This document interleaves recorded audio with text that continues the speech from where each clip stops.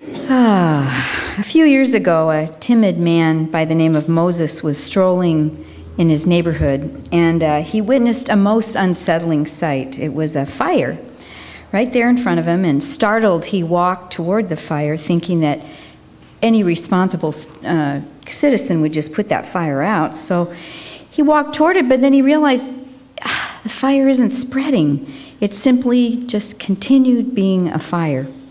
What are you, he wondered, and who are you?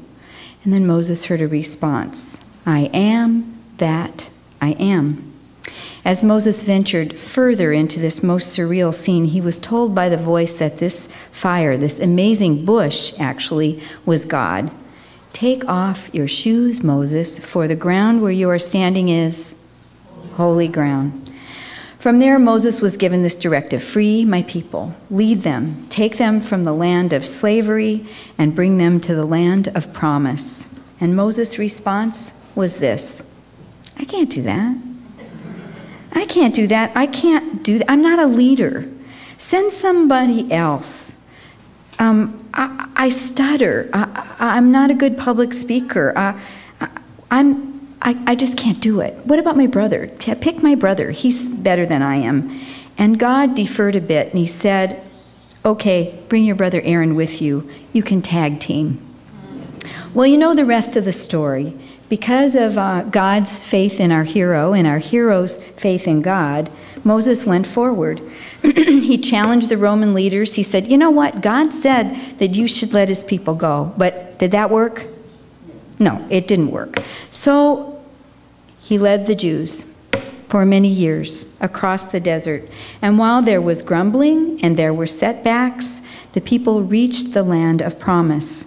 All of this was undertaken on holy ground. Moses and his people stood firmly, most of the time, on holy ground. When I was a child, I unknowingly created a treasure map in my bedroom. I mean, I never heard of treasure maps. You probably didn't when you were a child either. But I cut out pictures from magazines. I cut out pictures of cedar trees and oceans and rainforests. Without ever visiting the Pacific Northwest, I arrived here in the early 80s. And when I saw it for the first time, I thought, oh my goodness, this is the place that I've been calling all my life. This is the place that I've been posting pictures of all of my life since childhood. And since arriving here, like many of you, I've been privileged to do some great things. Some hiking and camping and kayaking and doing good work and finding a home and cultivating friendships and sailing and raising my daughter on holy ground. So for me, this is holy ground, right? Literally. Maybe the Pacific Northwest is the land of promise for you and for me, some of us having come from other lands. But Moses heard the voice of God and was given his directive in the land of slavery. In the land of slavery. He was told that even that place was holy ground. So I ask you, is there a place in the world that is not holy? Is there? God speaks to all of us, and I don't think God is picky about location. The place where you stand is holy ground. God speaks and has been speaking for a while now in ways that people will hear. Now that doesn't mean that we always hear or that we always listen, because we do busy ourselves with activities of daily living, don't we? We get ourselves really busy about, I gotta go to Costco today, you know, I gotta go gas up the car, I gotta. You cut the grass, even though it takes hours out of my day, I gotta do it. We busy ourselves so that we can't hear. And hearing is the first step to God's call, right? Sometimes we don't make time to listen because we worry about what kind of job God will drum up for us. You know, we're thinking maybe God's got too big a job for me. And it's at these moments when we lean on our faith and our trust in God's order that whatever we hear is exactly what we need to hear. Maybe you've heard the voice. Maybe you've heard it. You were given guidance to call someone. Or it might be as simple as a suggestion to write something down that's important. Or maybe it was a little riskier. Maybe you were told, apply for that job.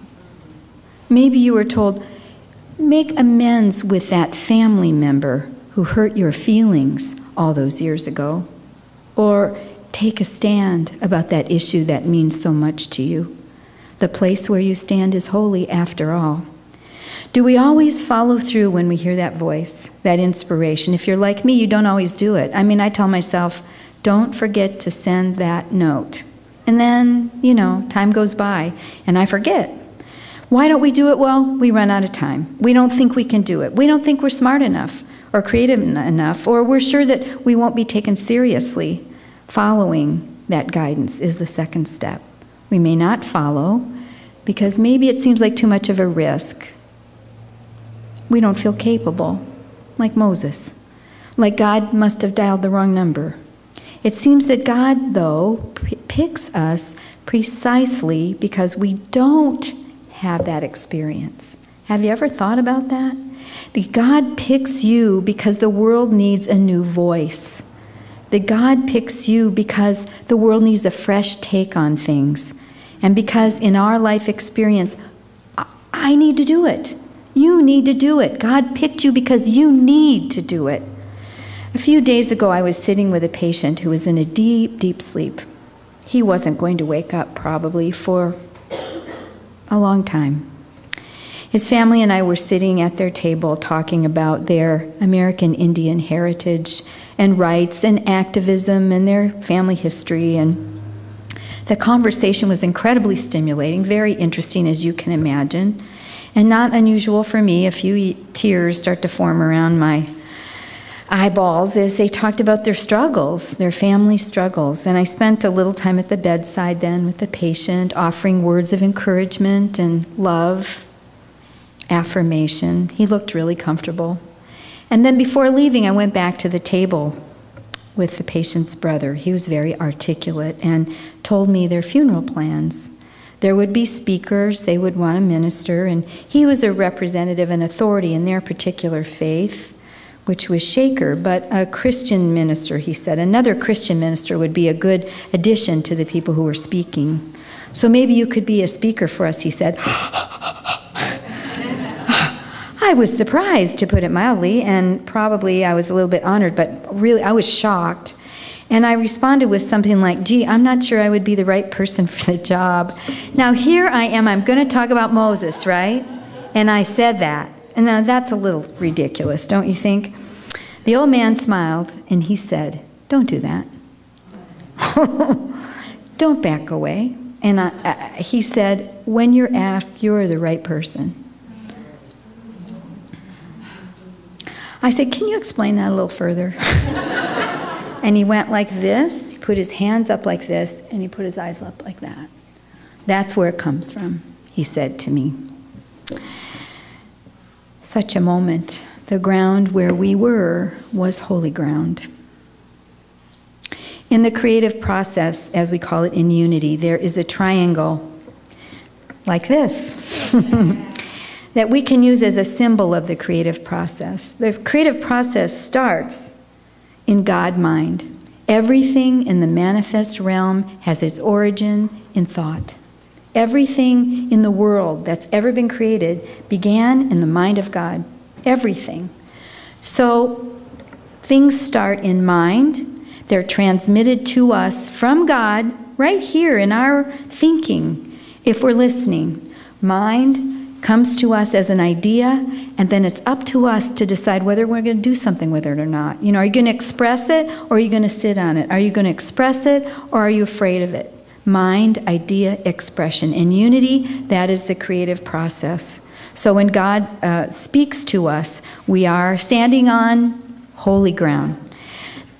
The thing is, even when we know that we are being called, even when we know that we are standing on holy ground, even when we're clear that we're present at a divine appointment with Creator God, we doubt like Moses. Oh no, you couldn't mean me, you mean my brother, you mean my best friend. In the book of Isaiah, one of my favorite books, chapter 43 reads this, friends. Do not fear, I have called you by name, and you are mine. You are mine. When you pass through the waters, I will be with you. And through the rivers, they shall not overwhelm you. And when you walk through fire, you shall not be burned, and the flame shall not consume you.